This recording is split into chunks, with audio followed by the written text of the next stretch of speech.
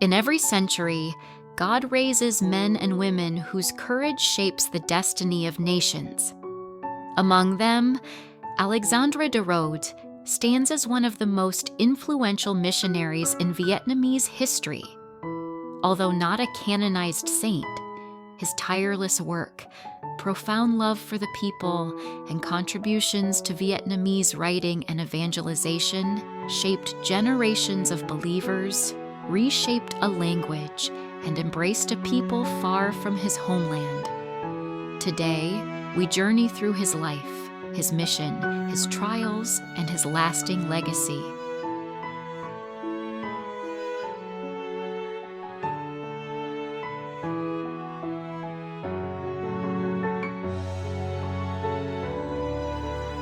Father Alexandre de Rhodes, the missionary who shaped Vietnamese faith and language. Part 1. Early Life and the Calling. Birth and formation.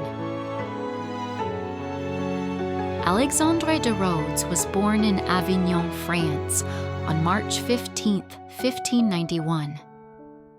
At the time, Avignon was under papal authority, a city deeply shaped by the Church. This environment profoundly influenced young Alexandre. At 21, he entered the Society of Jesus, drawn by its motto, Ad Majorem Dei Gloriam, for the greater glory of God. He studied philosophy, theology, astronomy, and languages, a rigorous formation that prepared him for mission work across the world.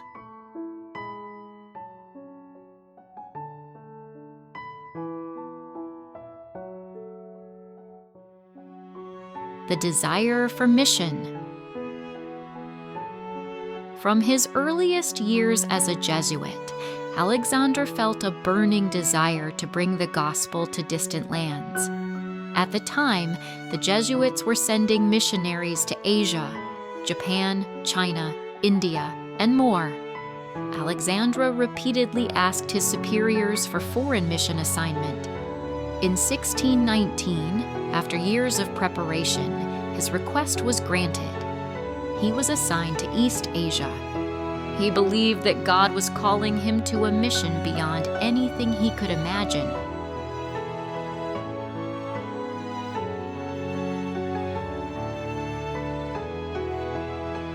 Leaving France, the long journey begins.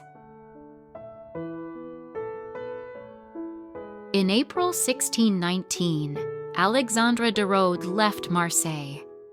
He boarded a Portuguese ship, beginning a perilous journey that would take over 2 years, passing through the Mediterranean, the Middle East, Goa in India, Macau.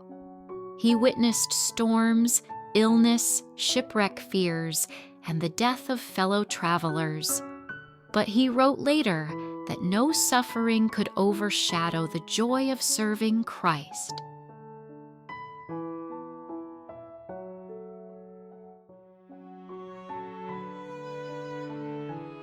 Arrival in Asia, first missions. In 1623, he arrived in Macau, then the center of Jesuit missions in East Asia. Here he studied Chinese and learned about the region's cultures. But soon he heard stories about a land called Đàng Trong, Cochinchina, and Đàng Ngoài, Tonkin, regions of modern Vietnam. He learned that the faith had already taken root there, yet the church needed missionaries who could understand the language and build a foundation for future Christians. This stirred Alexandre's heart deeply.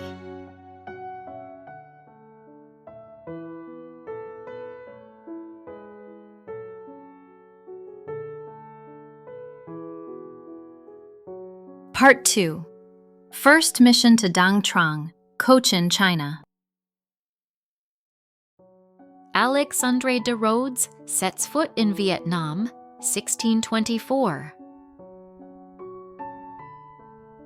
In January 1624, after months of waiting for permission, Alexandre de Rhodes finally boarded a small vessel heading toward Hoi An, a bustling international port in Đàng Trong, ruled by Lord Nguyen Phuc Nguyen. The moment he arrived, he wrote in his journal, "I found a people gentle, intelligent, and eager for God." He was immediately struck by the beauty of the land, the kindness of the people, and their openness to learning.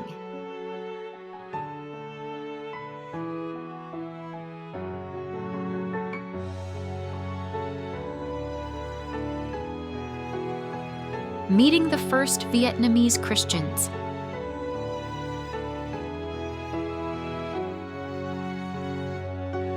Upon arriving, Alexandre de Rhodes met the small but vibrant Christian community founded earlier by Portuguese Jesuits, such as Francesco Buzumi and Diogo Carvalho. He was moved to tears when he saw Vietnamese men and women praying with profound devotion despite persecution and limited instruction. Rhodes later wrote, "Their faith strengthened mine."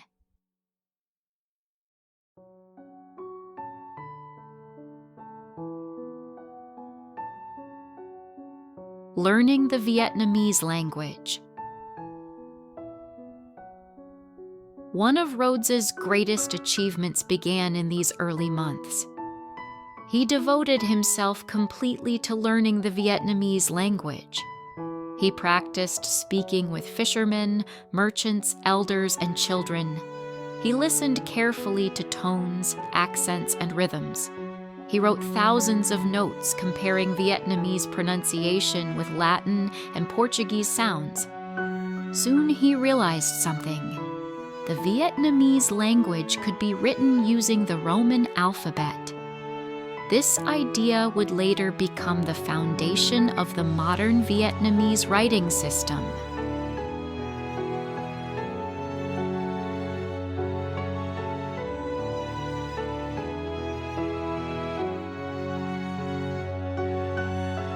Evangelizing with simplicity and tenderness.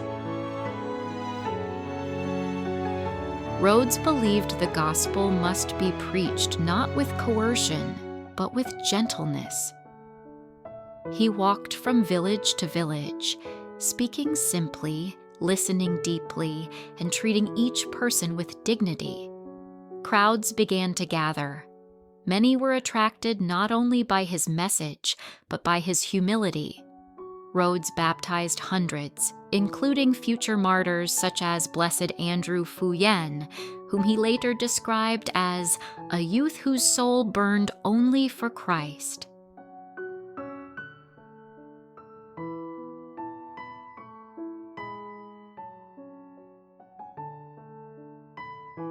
First conflicts with local authorities.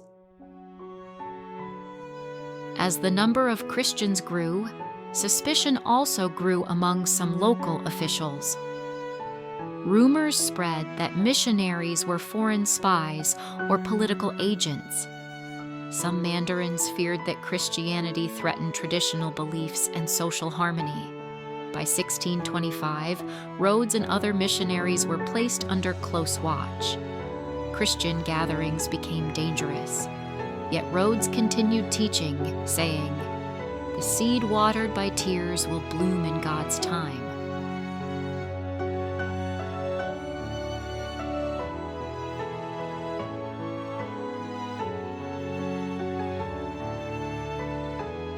Part 3. Persecution and Expulsion, 1625 to 1627.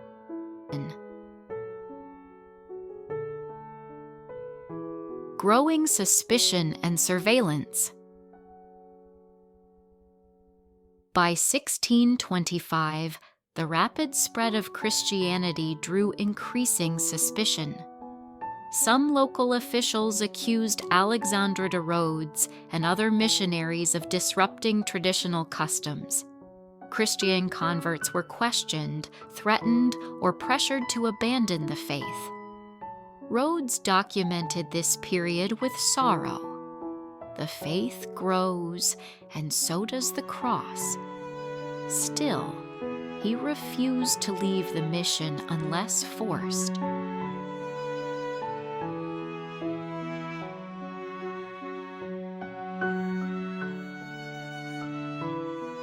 The arrest of Alexandre de Rhodes. In July 1625, missionaries were discovered secretly instructing catechumens. Rhodes and his companions were arrested and brought before local authorities. He stood firm, explaining peacefully that his mission was spiritual, not political. The court could not find criminal charges, but they feared the religion's influence. After weeks of confinement, Rhodes was placed under house arrest at the Jesuit residence in Hoi An.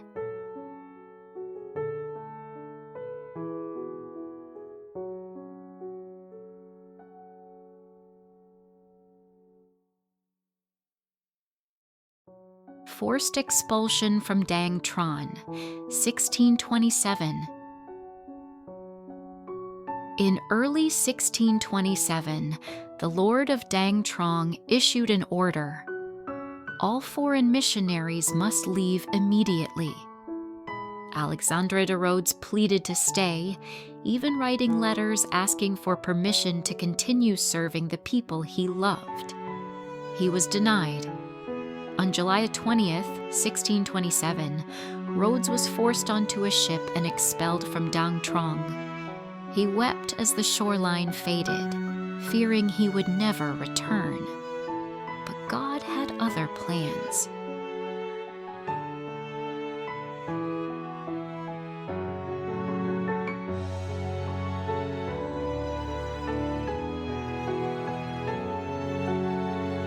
Part 4.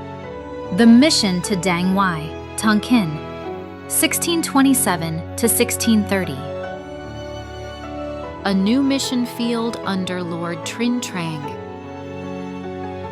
After being expelled from Đàng Trong, Alexandre de Rhodes traveled north to Đàng Ngoài, Tonkin, ruled by Lord Trinh Trang. Unlike the south, the north had strict laws against foreign religions, yet the people were curious and spiritually open. Rhodes's arrival in Hanoi, Thang Long, marked the beginning of one of the most fruitful, yet most dangerous, chapters of his life. He found a small Christian community there, but they lacked consistent teaching. Once again, Rhodes began building relationships, learning dialect differences, and preaching with gentleness.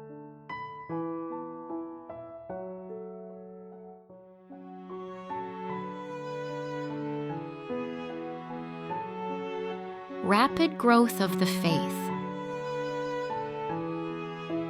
Within months, the Christian community grew rapidly.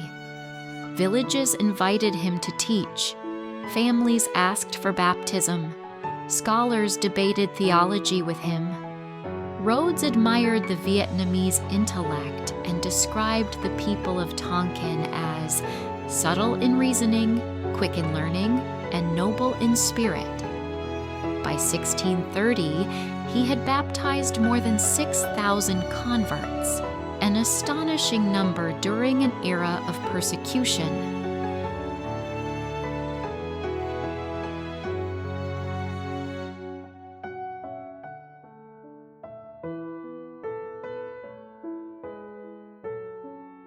Second arrest and expulsion from Tonkin, 1630. Rhodes's success soon alarmed local authorities. He was arrested again, this time with greater severity. Accused of spreading a foreign religion, Rhodes faced execution, but influential converts intervened, begging for mercy. Instead of death, he was sentenced to permanent expulsion. In May 1630, he was forced onto a boat and sent back to Macau. He wept again, but he did not despair. The soil watered with faith will one day bloom.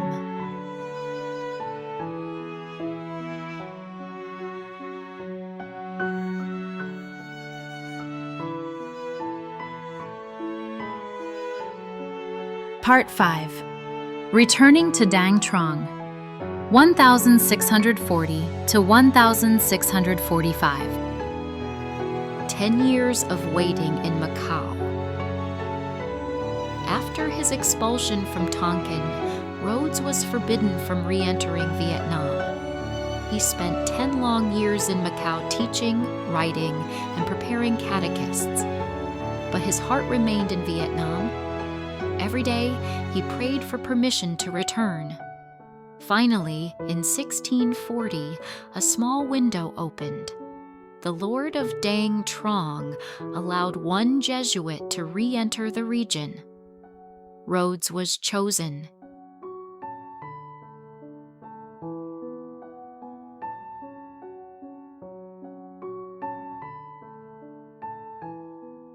A church reborn. When Rhodes arrived back in Đàng Trong, he found something extraordinary. The Christian communities had not died. They had grown stronger. Lay catechists continued teaching despite persecution. Families preserved the faith in secret. Rhodes wrote in wonder, "They kept the flame alive without priests."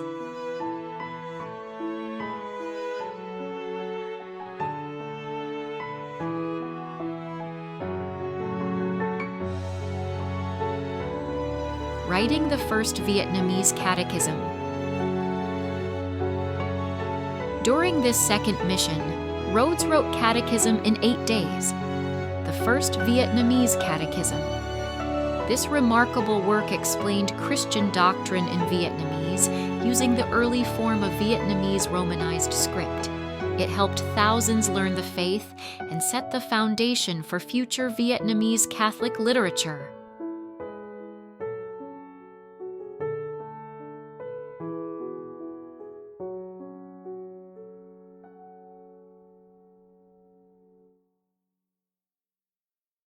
Renewed persecutions and trials, 1641 to 1645. Soon after his return, political tensions in Đàng Trong began increasing again. Buddhist leaders and some mandarins warned the local lord that Christianity was a foreign threat. Church gatherings were restricted and catechists were arrested. Rhodes remained calm. He encouraged the faithful, "Do not fear suffering. Where the cross is planted, grace will bloom." By 1645, persecution reached its peak. Several Christian leaders were executed. Rhodes himself was arrested, interrogated, and held under guard. Yet he never renounced his mission. He continued praying, writing, and secretly strengthening the community.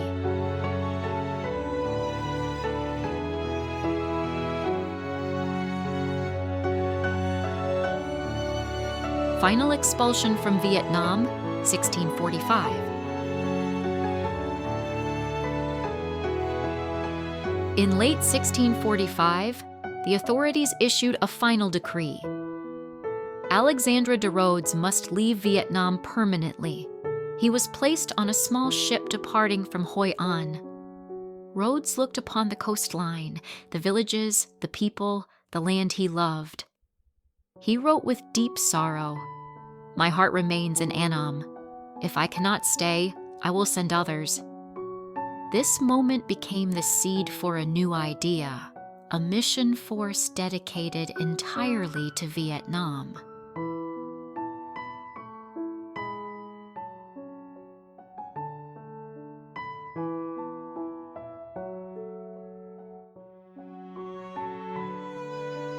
Part 6. The Global Mission for Vietnam, 1645 to 1660. Journey to Rome, a plea for Vietnam. After leaving Vietnam, Rhodes traveled to Rome to plead with the church. Send laborers to Vietnam, for the harvest is abundant. He spent months meeting cardinals, theologians, and church leaders. He presented detailed reports about the Vietnamese language, culture, and the heroic faith of its people. His passion moved the Vatican. For the first time, the Church realized Vietnam was ready for deeper evangelization.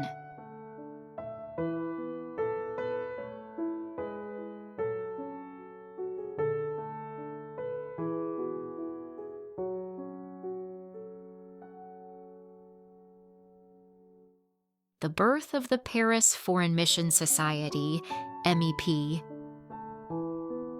In 1653, Rhodes traveled to France to gather more support. There, he met influential French priests, including Bishop Pelloux and Bishop Lambert de la Motte. Inspired by Rhodes's plea, they formed a new mission organization, Société des Missions Étrangères de Paris, MEP, the Paris Foreign Mission Society. Its purpose was clear: to send priests specifically to Vietnam and Asia, independent of colonial powers. This was one of the greatest legacies of Alexandre de Rhodes.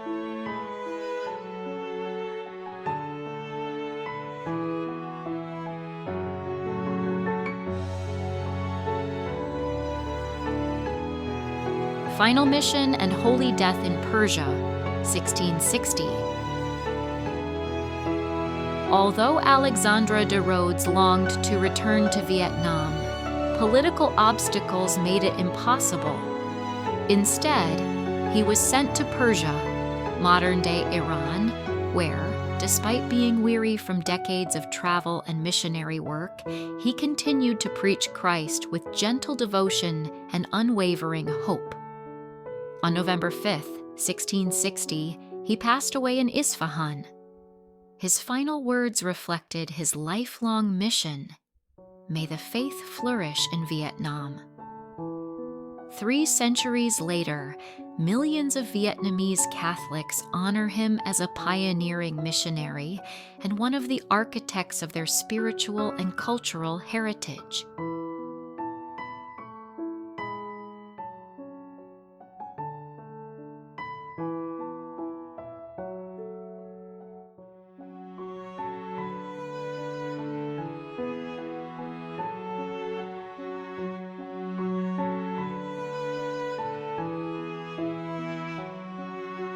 Journey through the extraordinary life of Alexandre de Rhodes, Chadak Lo, a visionary Jesuit missionary whose work forever shaped the Catholic faith and the Vietnamese language. Though not a canonized saint, his dedication, courage, and love for the Vietnamese people laid the foundation for Christian communities that continue to grow today. If this video has inspired you, please like, share, and subscribe to support our mission of bringing the lives of the saints and heroes of the faith to more people. Your support helps this channel grow and encourages us to continue producing high-quality Catholic content. Thank you for watching, and may God bless you.